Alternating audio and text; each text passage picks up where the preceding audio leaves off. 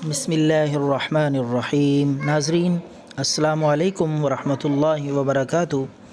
नाज़रीन, इस वीडियो में बताएंगे आपको कि वज़न और पेट कैसे कम किया जा सकता है, और वो भी बड़ी आसानी से और बड़ी तेज़ी के साथ।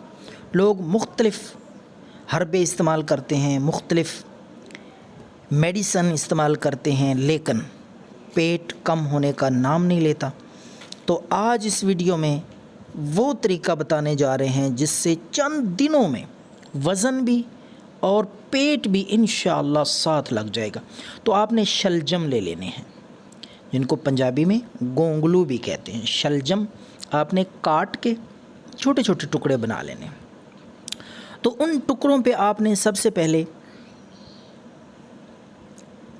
काला नमक बारीक पीस के और काली मिर्च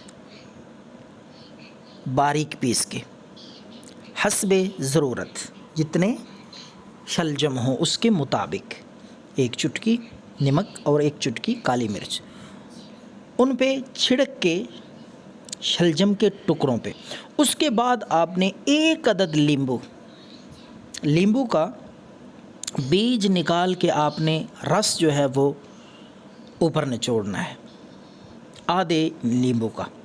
तो ये आपने आमेज़ा जो है शलजम, नमक, काली मिर्च और लेमन का, सुबह जब भी आप नाश्ता करें तो सुबह के नाश्ते में ये ज़रूर इस्तेमाल करें, कम अज़ कम 7 दिन।